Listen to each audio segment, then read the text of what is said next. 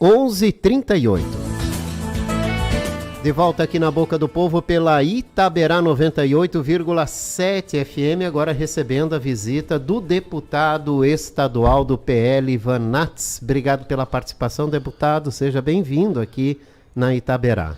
Obrigado pela oportunidade, Jorge Tais, todos vocês aqui que estão junto conosco na Itaberá, para poder falar do meu mandato, das coisas que estão acontecendo lá na Assembleia Legislativa e também o que vai acontecer, né? Já que o ano legislativo começou há poucos dias atrás, depois da formação da mesa diretora, a distribuição das comissões, começam a chegar os primeiros projetos de lei do governo do Estado e também começa a tramitar as primeiras matérias, né, dos parlamentares para esse novo período legislativo.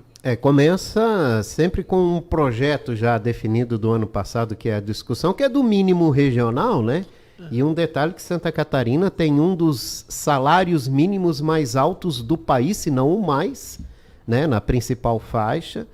E também agora com a mudança de governo tem esse projeto da reforma administrativa, que está em andamento também na Assembleia Legislativa, né, deputado? O mínimo regional foi aprovado, né? Agora aguarda a sanção do governador Jorginho Melo para essa semana. Nós criamos 3 faixas salariais do mínimo regional. É um dos maiores mínimos do país e atende uma construção da sociedade, a Fiesc e a sociedade civil organizada, os sindicatos. É lógico que não é o sonho, né? Nós gostaríamos de ter um mínimo muito mais adequado à nossa realidade. A Constituição determina que o mínimo nos garanta a base da sobrevivência. A gente sabe que isso não é verdade. Nós temos um mínimo, é o mínimo do mínimo, mínimo, né? Mas esse também não é um problema do Brasil, o mundo inteiro discute isso, né? Eu voltei essa semana, aliás, voltei sábado de Portugal, onde passamos uma semana visitando prefeituras, o governo de Portugal, o Congresso, e lá também se discute a questão do mínimo, como se discute no mundo inteiro.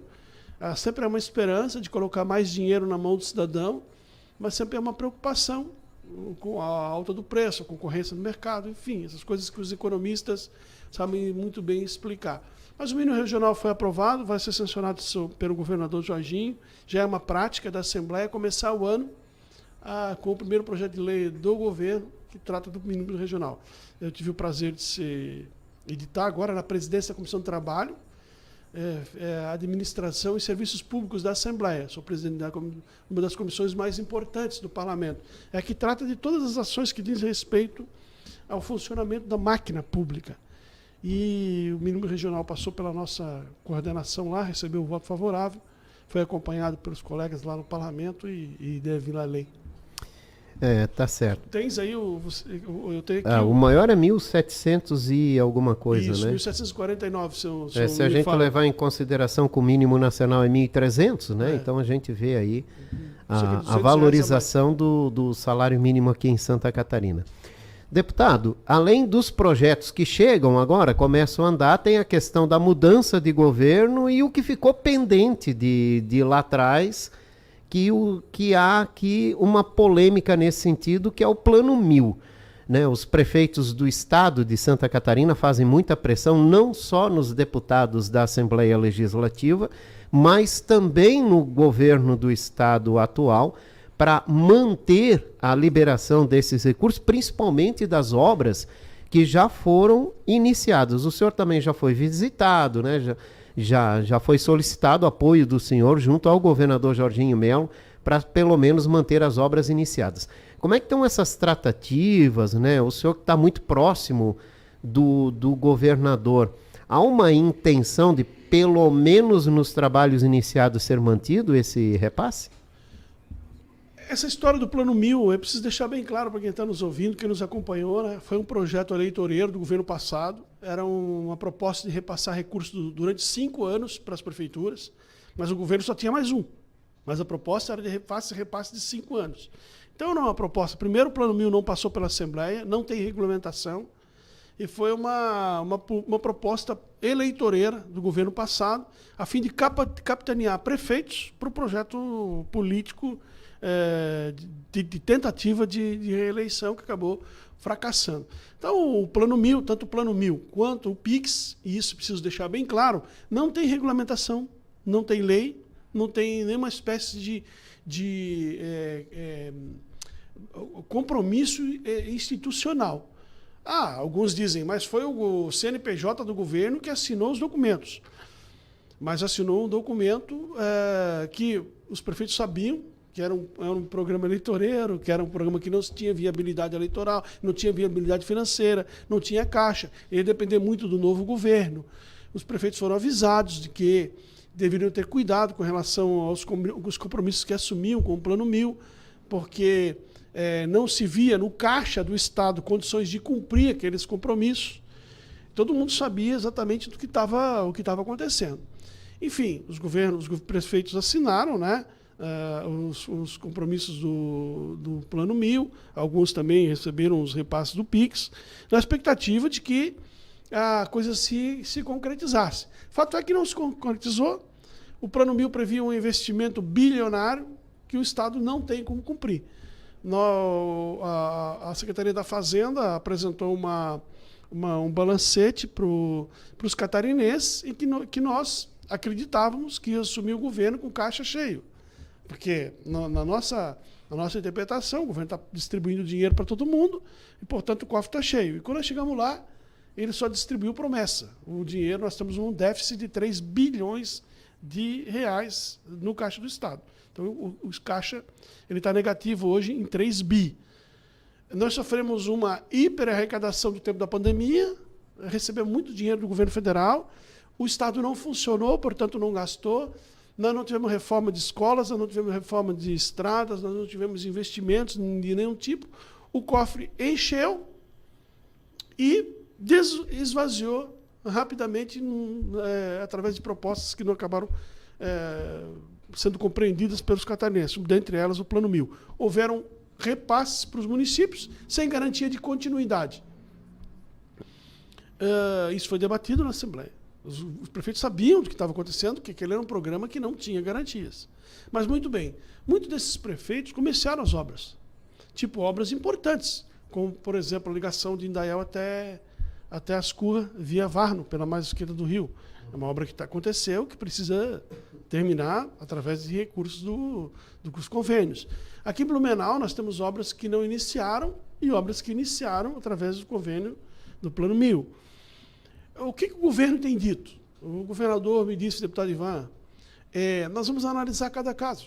Nós vamos levantar cada caso, vamos ver o que nós temos para cada município, quais as obras que vão ser consideradas importantes e dar continuidade, e aquelas que a gente não entende que tem que esperar um pouco.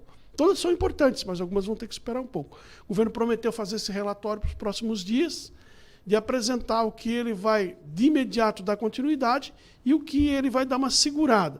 Eu, como deputado aqui da região, deputado do Vale do Itajaí, do Vale Europeu e da cidade de Blumenau, obviamente que eu puxo brasa para a minha sardinha, né?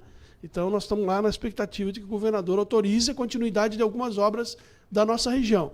Tem exemplos? Mas, independente disso, são obras que não estão no Plano 1000, como a continuidade da Via Expressa, né, que é uma obra que não tem referência com o Plano 1000, a ligação da 414, que é Luiz Alves Massaranduba, que é um sonho antigo que está acontecendo.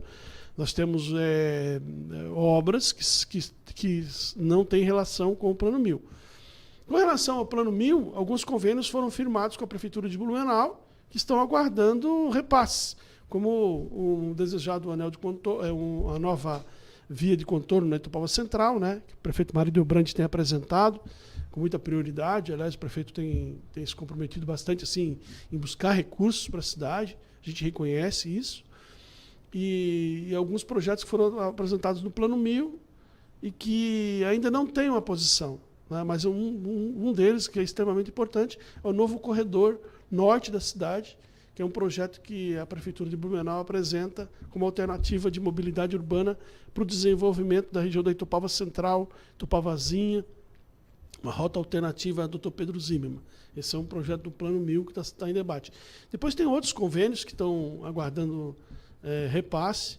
Essa semana nós tivemos uma reunião com o prefeito Mário, com os prefeitos aqui da região, com o secretário de Infraestrutura, com o próprio governador, para tratar dessas pautas que são de interesse. Cada prefeito tem as suas pautas E nós vamos aguardar agora, nos próximos dias, o que o governo vai dizer a respeito dessas obras. Algumas vão continuar, algumas vão aguardar. A prioridade é para aquelas que já começaram e que não tem nenhum problema, né? A informação que a gente tem é que algumas obras têm problema, muito caras, por exemplo. Então o governo está revisando tudo isso, porque nós precisamos honrar o compromisso que foi assinado no papel, mas também saber que tem que ter dinheiro em caixa para poder fazer isso. Tá certo. Mas há uma boa vontade de se tentar manter dentro do possível o que é possível nesse momento. Como né? eu disse, nós estamos iniciando o governo com 3 bilhões negativos e nós tivemos 5% de arrecadação a menos no mês de fevereiro. A expectativa é que do mês de março a gente tenha uma arrecadação ainda menor, cerca de 7% de deflação, ou seja, a população não está comprando, a população não tá gastando, e se ela não está gastando, não está comprando, não tem movimentação de ICMS. Então, se não tem movimentação de ICMS, a gente vai diminuindo o que tem no caixa. Então, diminui a arrecadação e soma-se ao déficit que já tem, vai encontrando empecilhos. Mas a expectativa é, como eu disse, que nessa semana o governo já libere algumas obras. Que também não é o fim do mundo, né? Quero deixar para os nossos ouvintes aqui que nós não estamos vivendo o fim do mundo, né? 3 bilhões negativo para o Estado de Santa Catarina ainda não é nada muito preocupante, mas o fato é que não tem dinheiro em caixa, né? Que tem que trabalhar com esse equilíbrio, né, com esse equilíbrio, deputado? né? E também o governo tem dito, né? O governador tem dito que houveram obras que são milaborantes, que são obras que foram colocadas com valores muito acima da expectativa de investimento. Então a Secretaria da Fazenda está fazendo um levantamento desses contratos para ver o que efetivamente é plausível de fazer, o que é mais rápido, onde não tem nenhum problema financeiro, sabe, um valor acima da média, que o dinheiro foi esparramado assim, né? Para o ouvinte da Itaberá entender, foi esparramado, foi mandado assim sem nenhuma espécie de controle. Né? E, claro, nós temos gente boa e temos gente que não é tão boa assim. Então, nós temos que identificar onde é que o dinheiro foi aplicado corretamente, onde não foi aplicado corretamente, para poder, então, fazer uma triagem e continuar aquilo que está tudo certinho. Essa é a informação que nós temos recebido da Secretaria da Fazenda e do próprio Governo do Estado. E eu estou lá, permanente vigilância para que as obras da nossa região, pelo menos, não parem. Deputado, o senhor foi muito atuante na questão da cobrança no governo passado sobre o novo traçado da SC-108, prolongamento da Via Expressa, né? Lentamente, marcha lenta, a coisa meio que deu uma caminhada, né? E como é que está agora, deputado, né? Como é que o senhor está acompanhando isso? O senhor está continuando essa cobrança, né? O que o senhor traz de novidade para a gente? Finalmente a gente vai ter essa obra ou está cada vez mais difícil? Na minha primeira eleição, eu prometi a continuidade das obras da SC-108, da Via Expressa. E acabou acontecendo. Depois de vários anos paradas, a obra ela continuou. A obra tem financiamento do Banco do Brasil, né? Não tem financiamento do Governo do Estado. As medições são feitas pelo Banco do Brasil. Então, conforme a obra vai acontecendo, o Banco do Brasil vai liberando o dinheiro. Isso é muito bom porque é uma relação do financiador e do construtor, né? Quem está edificando a obra. O Governo do Estado praticamente só paga as mensalidades disso tudo. Tem uma empresa que acompanha todo esse processo. A obra está andando. Eu tenho acompanhado a obra nesses 4 anos, nos 2 últimos anos, quando a gente conseguiu fazer com que ela voltasse a andar, e de lá para cá ela não parou mais. Nós fizemos visitas com drone, nós monitoramos constantemente a movimentação de solo, a obra já está recebendo piso asfáltico, e a primeira etapa vai cumprir exatamente esse cronograma que foi estabelecido com a empresa e o governo. Dali para frente, continuar a outra parte... Aí é que vem o problema. Aí que vem o problema, né? Mas vamos fazer uma coisa de cada vez. A obra está acontecendo, está andando, estamos vendo a obra acontecer, já estamos trabalhando para a segunda etapa, o Banco do Brasil já deu ok para o financiamento da segunda etapa, então as coisas estão acontecendo. Né? O traçado já está pré-estabelecido, as indenizações já foram pagas e o novo governo já tem conhecimento dessa obra. A obra não vai parar. Né? Esse é o compromisso que a gente tem da Secretaria de Infraestrutura, que a obra continua. Quando vai chegar no pé da Vila Itopava? Eu acredito que até 2027, final de 2026, nós tenhamos a obra até o final Até o Vila Itopava, a obra, pelo menos o traçado dela lá na Polícia Rodoviária Estadual. E o bom disso é que nós temos que continuar a proposta de financiamento direto. Banco do Brasil, construtor, né, empreiteira, e fiscalização de terceiro. Aí a coisa vai andando. O Banco do Brasil paga, o consultor constrói e o governo vai pagando o financiamento. A obra vai andando. Dentro do tempo, né, que não é o tempo que a gente gostaria, mas é o tempo da obra. Então, é uma fiscalização permanente nisso aí. A Via Expressa, a continuidade da Via Expressa é a obra mais importante do Vale do Itajaí em termos de infraestrutura. Só perde para a barragem José Batê, eu acho, assim, na minha concepção. Nada é mais importante do que a barragem José Batê. Depois da barragem José Batê, a Via Expressa é a obra estruturante mais importante. Mas nós estamos já trabalhando outras obras. Nós estamos fazendo uma nova ponte em Gaspar, né? Há uma expectativa de anúncio de abertura de licitação para a construção da nova ponte que liga Gaspar a Blumenau, ali no Bela Vista, ali onde era a van, que acabou sendo desmanchada ali no Paraíso dos Pôneis. Há uma expectativa de um lançamento de uma obra de serviço para a construção de mais uma ligação Gaspar-Blumenau. Então, estamos nessa expectativa também. Tem muita coisa acontecendo, né, ao mesmo tempo. Nossos pisos asfálticos, que há uma promessa da nova secretaria de fazer uma revitalização nos pisos das nossas estradas, que estão 4 anos... Nas rodovias estaduais, né, que é a precariedade. Só acompanhou lá a SC 108, né, que foi demorou uma imensidão para se trocar aquela pavimentação. No governo passado se tentou fazer vários programas de recuperação das rodovias. Se tentou fazer direto, não conseguiu. Porque o governo passado tinha um problema, não conseguia executar nada. Então, tentou fazer direto, não conseguiu. Depois tentou se fazer com os municípios. Também os municípios jogando não aceitaram. A responsabilidade para os municípios. Os municípios também não aceitaram. Depois se tentou fazer com as associações de município. As associações de município também não aceitaram. Então, acabou não acontecendo revitalização das nossas rodovias. Agora, há uma promessa do governo atual de fazer a revitalização. Então, as rodovias, todas elas são extremamente prioritárias do governo. A gente fica cobrando permanentemente, e as novas também. Nós precisamos fazer uma ligação pelo Garcia, né? Pela Rua da Glória, com Gaspar, município, né? Não, município aqui do lado de Brusque. Guabiruba. Nós precisamos fazer uma alternativa de ligação com Guabiruba. A rua já existe, né? É fazer a pavimentação asfáltica ali, temos que começar a tratar disso, já que resolvemos a 414, agora temos que começar a trabalhar isso aqui. Nós temos uma ligação com o Pomerode na Vila Itopava, que é extremamente importante, essa ligação não de contorno, que a pessoa que venha, por exemplo, um caminhão, um carro que venha para Rio do Sul, via Jaraguá do Sul, via S68, possa fazer pela Vila Itopava, já saindo em Pomerode, né, para ir para Rio dos Cedros, Pomerode, Papanduva, subir o norte, né? Então, essa também é uma obra extremamente importante, é um sonho antigo, da pavimentação da ligação da Vila Itopava com o Pomerode. Não sabe exatamente ainda qual é o traçado mais adequado, mas está trabalhando nisso também. Então, faz uma, vai indo, faz outra, vai indo, e assim a gente vai construindo, né? Por exemplo, o Baú, que era um sonho antigo, nós temos o Baú asfaltado, hoje é praticamente 100% asfaltado, todas as ligações de ilhota.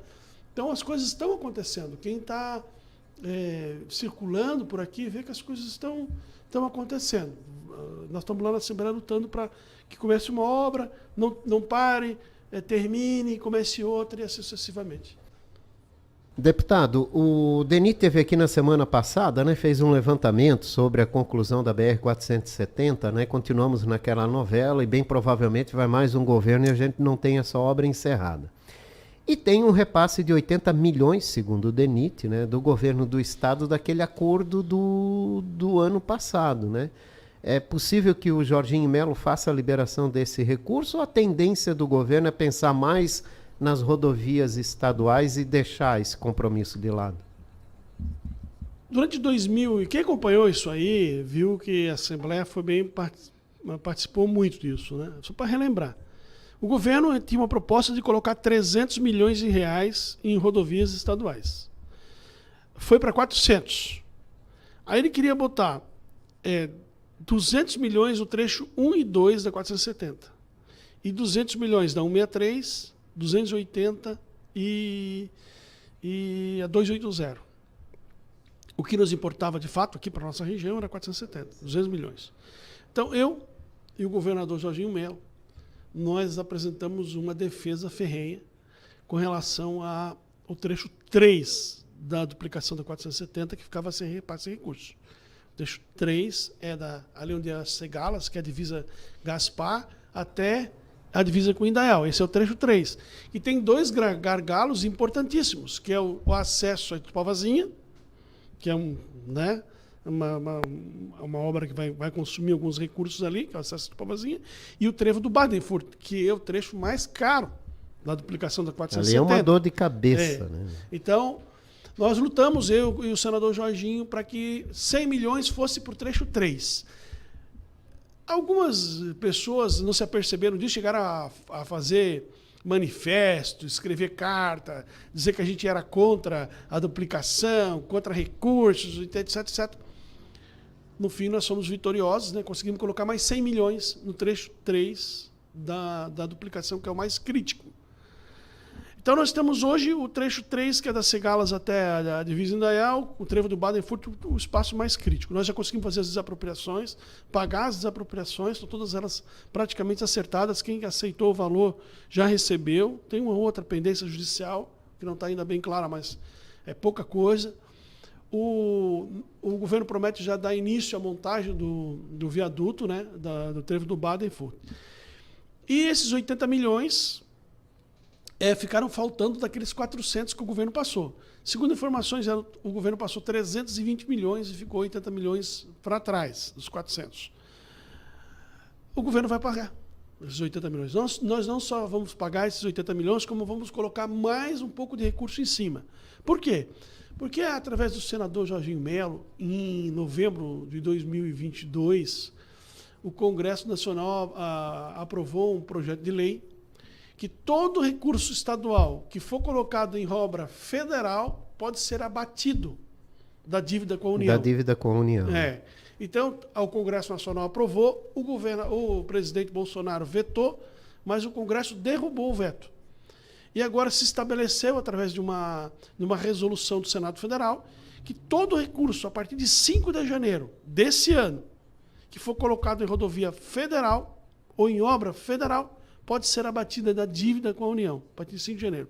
Então, o governo agora nós tivemos essa informação, eu estive lá junto com o governador Jorginho no Ministério de Infraestrutura, no Ministério da Fazenda e no Senado Federal, tratando disso. Então, se estabeleceu a data de 5 de janeiro. Então, de 5 de janeiro para cá, tudo que for colocado na rodovia federal pode ser abatido da dívida. Então, a proposta é, para de pagar a dívida com a União e começa a botar o dinheiro nas rodovias federais, nas obras federais. Ou seja, deixa o dinheiro aqui, né? Deixa o dinheiro aqui. Então, uma forma transversa de fazer o que a gente chama de justiça tributária, né? Justiça tributária. Então, óbvio, o Senado falou que a partir do dia 5, todo o dinheiro que botar em rodovia federal pode se contar da dívida, acabou pagar a dívida, né? Nós vamos pegar esse dinheiro, vamos colocar tudo em rodovia federal. Em obras de porto, aeroportos, essas coisas. Então, não vai faltar dinheiro. Quer dizer, não é como a gente gostaria, mas eu acho que não vai faltar dinheiro para a duplicação dos 470. Tomara. Não vejo assim. É uma obra complexa, é uma obra grande, mas foi feito muita coisa. Esse trecho, o lote 3 aí mesmo, é muito complexo. Muito complexo, a gente vê, e é o solo muito difícil. Hoje de madrugada, eu vim do litoral para cá, já vi que o solo está começando a ceder em alguns lugares, o trecho novo. É um solo muito difícil, muita movimentação de pedra, muita drenagem, muita tecnologia, muita movimentação de areia, muita coisa, muito viaduto. Então, se você olhar a obra como ela é de verdade, você vai ver que é uma obra gigante, é uma obra muito grande, né? E ela está indo. Não é como a gente queria, mas está indo. O importante é não deixar parar. Né? E eu acho que o importante é saber que o governo do estado está aliado também ao desenvolvimento dessa obra. Não. E é nosso papel também, né? Como deputado estadual, ficar em permanente vigilância. Né?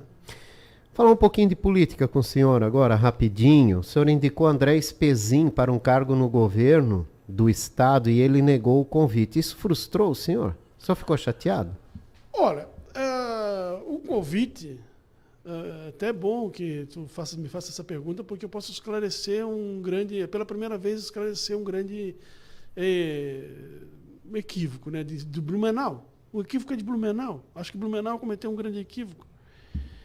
O secretário André Spezin nos procurou com o objetivo de voltar à Secretaria de Infraestrutura, onde ele teria passado como secretário adjunto no tempo da vice-governadora Daniela Heine. Quando a vice-governadora assumiu, o André, que hoje é secretário do governo Marcos, secretário de Comunicação, assumiu a Secretaria de Infraestrutura. E ele nos procurou no sentido para ajudá-lo a voltar à Secretaria de Infraestrutura. E nós apresentamos o André para o governo. E ele tratou disso tudo com o governo. Ele tratou do espaço, de onde ele... tudo isso. E recebeu o nosso aval de uma proposta de termos um superintendente do Departamento de Estradas e Rodagens aqui em Blumenau, cuja sede é aqui. A superintendência cuida de 52 municípios, das estradas de 52 municípios. E eu apresentei para o governador aceitou a indicação, nomeou, e por algum motivo o André acabou não se apresentando por serviço, né? Ele deve ter as razões dele, coisas políticas aqui da cidade, só que eu acho que a cidade perdeu uma grande oportunidade. Por quê? Porque quem está agora nesse posto não é de Blumenau, né? É um ex-prefeito se eu não me engano, de Guabiruba, que está ocupando esse posto, que seria um posto importante para a cidade. Acho que a cidade perdeu, né, a oportunidade de ter alguém da cidade ligado diretamente na Secretaria de Infraestrutura. E com relação à negativa do convite, daí tem que falar com o próprio André. Eu acho que seria uma boa. Acho que se a cidade perdeu essa grande oportunidade, aliás, a cidade tem perdido a oportunidade. É preciso deixar isso claro também. A gente reclama de que o governo não olha para a gente. Quando olha, a gente acaba dizendo não para o governo. Então, isso é muito ruim em termos de relação. Né? Porque hoje o sujeito é superintendente, amanhã ele é secretário adjunto, depois ele é secretário. Né? As coisas vão acontecendo assim. Então, nós perdemos uma oportunidade, Blumenau perdeu a oportunidade de ter gente importante dentro do governo. Paciência, vamos para frente. Nós também perdemos a oportunidade de ter o secretário de Turismo. Né? Também apresentei o nosso competente secretário Marcelo Groel para a Secretaria de Turismo, que foi uma proposta minha de desativar a Santur e voltar com a Secretaria de Turismo. O governador aceitou. Então, eu apresentei o secretário, o governador aceitou, fez o convite oficial, mas, mais uma vez, também Blumenau virou as costas para o governador. Né? Isso foi muito ruim, porque sempre que a cidade diz não para o governador, talvez algum dia o governador diga não para a cidade. Né? Mas não tem problema, Itajaí aproveitou a oportunidade, apresentei o Neiva. O Neiva é de Itajaí, secretário de Turismo de Itajaí, acabou aproveitando a oportunidade. Hoje ele é o secretário de Turismo de Santa Catarina, uma indicação minha para o governo, está lá fazendo o trabalho dele. É ruim, porque Blumenau, né, poderia estar lá para poder ocupando esse espaço, para estar dentro da estrutura governamental, ter contato direto com a estrutura do governo, resolver não só as questões de turismo, mas outras questões, porque eles acabam se aproximando, os secretários, né, acabam criando relação. E nós estamos agora fazendo essa relação com o ex-secretário de Turismo de Itajaí. Uma oportunidade que o Blumenau perdeu. Mas, por outro lado, nós estamos lá com a secretária Patrícia Líderes, que foi uma indicação minha também para o governador, acabou acatando. A secretária Líderes é uma grande reserva moral da educação catarinense, uma capacidade extraordinária. A Patrícia ganhou a paixão lá da secretaria, e acho que ela vai ter uma carreira brilhante dentro do secretariado, dentro da educação catarinense. É uma blumenauense que foi indicada por mim também e está lá ocupando espaço. Também ocupamos espaço na Celesc, a coordenadora da Celesc é indicação nossa, né? O novo gerente regional da Celesc foi apresentado por mim, foi aceito pelo governador. O gerente geral do IMA, aqui de Blumenau, também é indicação minha. O coordenador de educação é indicação minha. O coordenador de saúde é um pedido que a gente fez para o governador para que ele aceitasse, o novo coordenador de saúde, que é o filho do vereador José Cabombeiro também, foi nomeado. Enfim, tudo que a gente pediu para o governador até agora, nós tivemos uma resposta positiva. A gente só não mexeu no presídio, porque o presídio tem que ser funcionário de carreira, né? A indicação também da Secretaria da Delegacia Regional, teve o aval nosso para que a delegada assumisse. Então, em termos de política, a gente está bem representado. Todos os espaços que puderam ser aproveitados foram aproveitados. Bom, é natural que o nome do senhor apareça em evidência para a eleição municipal do ano que vem, né, como possível candidato à Prefeitura de Blumenau. É o melhor momento do senhor para uma candidatura? Olha, a cidade, ela cresce, né, todo ano. Nós acredito que pelo índice oficial, estou aguardando a publicação do IBGE agora, mas eu acredito que a cidade cresce cerca de 10 mil habitantes por ano, né? Então, talvez mais, talvez menos, os números ainda não finalizaram, mas a expectativa é que seja em torno desse número. A cidade tem que começar a se planejar para o futuro, né? E ela tem que começar a se preparar para essa geração que está vindo aí. E essa migração, essa ocupação de espaços. Eu tenho me preparado, né? Me inscrevi agora para o curso de doutorado, estou aguardando a aprovação do doutorado em Ciências Políticas da Univale. Tenho me entrosado bastante com o governo, tenho me inteirado das ações do Executivo. Passei a semana em Lisboa visitando prefeituras do tamanho da nossa, que são chamadas de Smart Cities, cidades inteligentes, como é que elas enfrentam o desafio do crescimento sem ocupação territorial, política pública do lixo, transporte coletivo. Tenho buscado experiências fora do Brasil, no Brasil, e conversado com muitos prefeitos para ter uma noção de como é o Executivo. É óbvio que Blumenau, tendo o governadora do meu partido, 11 deputados estaduais do meu partido, 6 deputados federais do meu partido, senador do meu partido. Então, sou o deputado mais votado do Vale Europeu. Então, eu me encontro no meu melhor momento. Agora, dizer que vou ser candidato ainda é muito prematuro, né? Mas não descarto a possibilidade. Eu já disputei outras eleições com condições, né, muito desfavoráveis. Agora tive a oportunidade de mostrar meu trabalho como deputado. Cresci assustadoramente de votos. Fui o deputado que mais cresceu em torno de votos na Assembleia. Então, estou vivendo o meu melhor momento. Mas vou conversar com a sociedade, vou conversar com as pessoas, vou ver o que elas dizem. Ninguém pode ser candidato de si mesmo, né? Eu entendo agora que a gente tem que ser candidato de um coletivo, tem que ser candidato de um projeto. E eu estou preparando esse projeto para conversar com o Blumenau. Se Blumenau entender, lá para metade do ano que vem, de que isso é bom, talvez eu esteja entre os candidatos. Se Blumenau entender que não é bom, nós vamos conversar para ver uma melhor alternativa. Mas eu vou aguardar até final de setembro para ter uma posição mais firme com relação a isso, né? Mas é indiscutível. A condição que a gente vive hoje é muito favorável a uma eleição. Seria o candidato mais próximo do governo, mais próximo dos deputados que a cidade tem nesse momento. E a gente sabe quanto isso é importante, né? Ivan Nats, obrigado pela participação do senhor hoje aqui no nosso programa. Eu que agradeço pela oportunidade, Jorge, de conversar contigo, com teus ouvintes. Quero agradecer quem ficou nos acompanhando, né, nesse nosso bate-papo. Queria convidar todos para me acompanhar na rede social, @deputado Ivan Nats, no Instagram, no Facebook, no Twitter. Nós temos conversado direto com o catarinense. E estou muito feliz de estar lá na Assembleia, podendo ser a voz da nossa região.